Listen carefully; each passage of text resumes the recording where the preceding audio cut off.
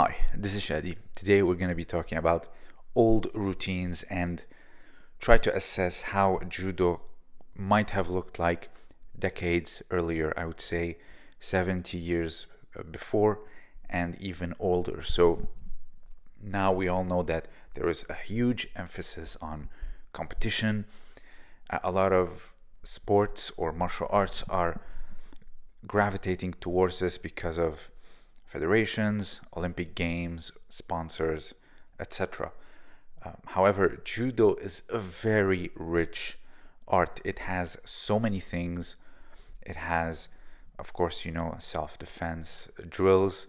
The founder was very big on it. You have ceremonial types of kata. You have, of course, self-defense kata, and here you see kata that demonstrates the core and the truths of judo, and it's a very important part of judo. Personally, I think everyone should train them, regardless of who you are in the judo realm.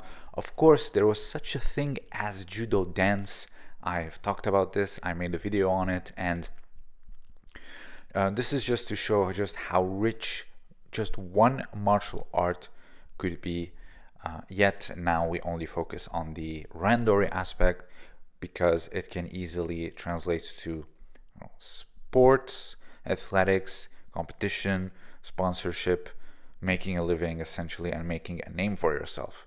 So how could have it looked like? Personally, I think it would have looked like the following. So of course you have a lot of drilling, uchikomi, nagekomi, and randori.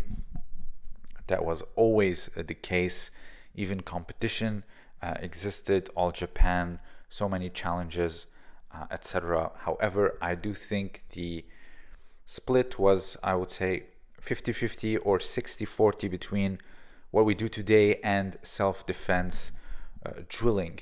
And every demonstration or video that was taped from that era, the first half of the 20th century, you would see the same. Everything is split into vicious randori and a lot of drilling and self-defense at the same time. Here you see in Japan, not in the West, completely unrelated to what you just saw.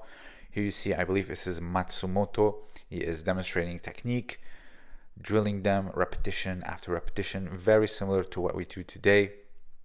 He has his weird type of entries, very low. I really admire it. That Tayotoshi is what we practice somewhat here in France. It's a bit different than, I'll talk about it later. But anyways, here you see that he is drilling just regular judo for sparring and competing and doing these nagekomi in movement.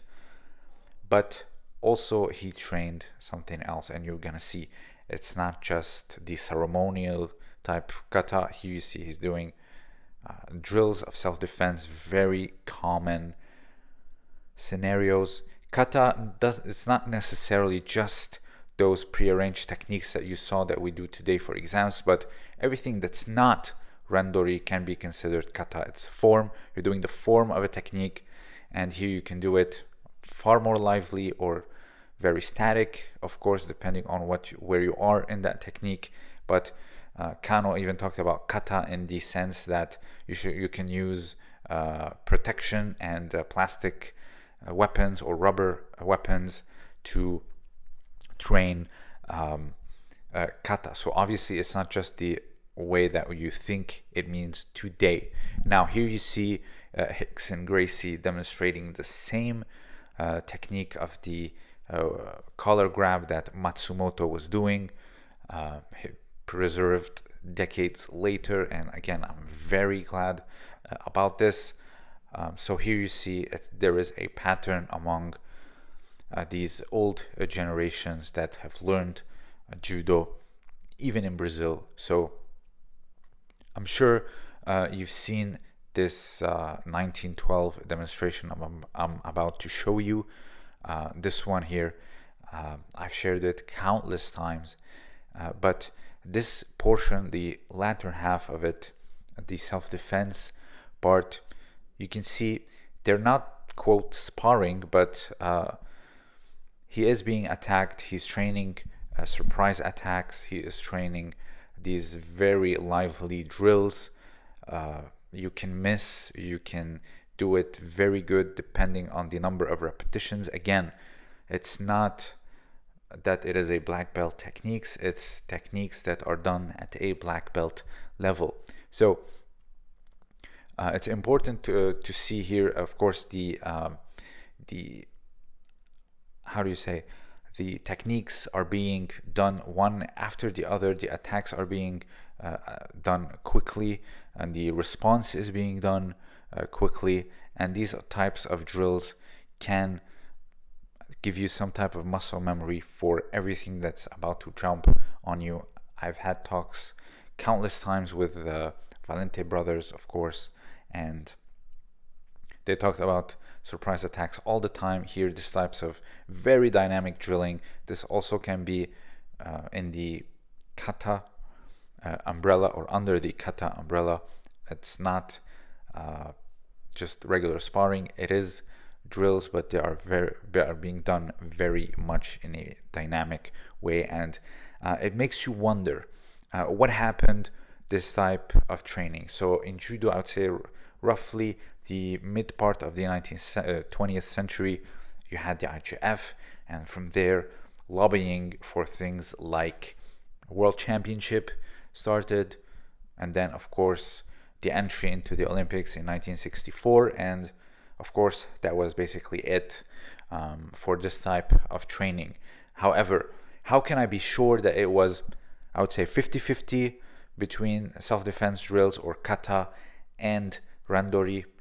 It's what the founder wrote. He wrote that judo training should be 50% kata, self-defense, and 50% randori. He says it's normal, especially young people, to gravitate more towards randori because it is far more fun and unexpected, but kata is very important and should not be lost. Imagine 50%.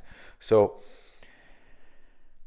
where, if we were to create some type of alternative timeline where the IJF did not get involved, how would judo would have kind of looked like, we can kind of get an idea from what happened in Brazil, because you see, the Gracies took over. They did not get involved with the Judo Federation of Brazil.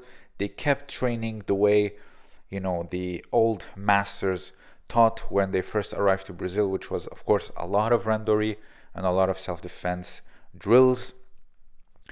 And of course, you can tell here, Elio was very much fond of self-defense.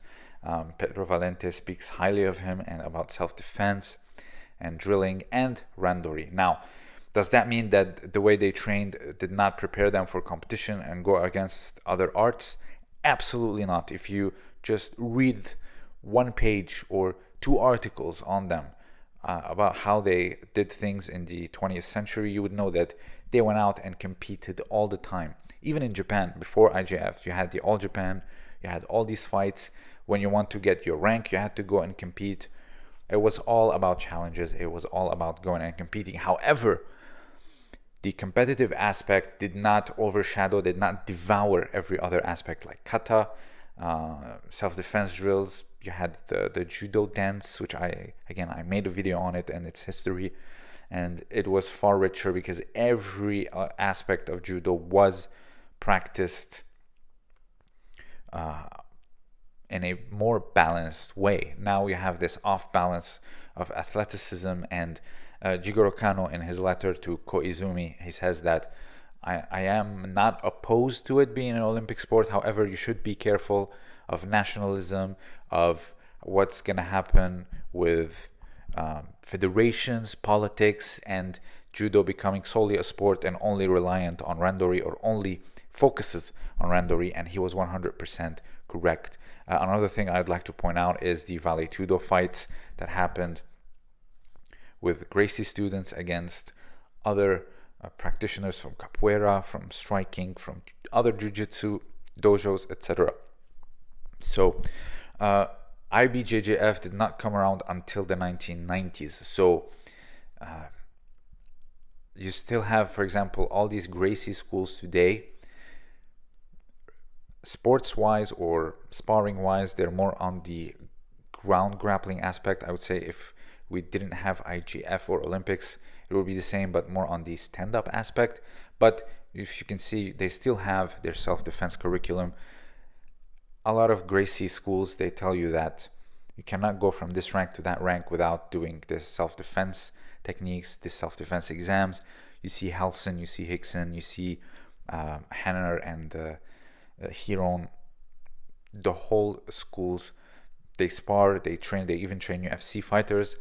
But if you look at their self-defense curriculums, they're very solid, and they still kept all these techniques that I've shared from old Meiji books, and they still practice them today. And it's a shame that they,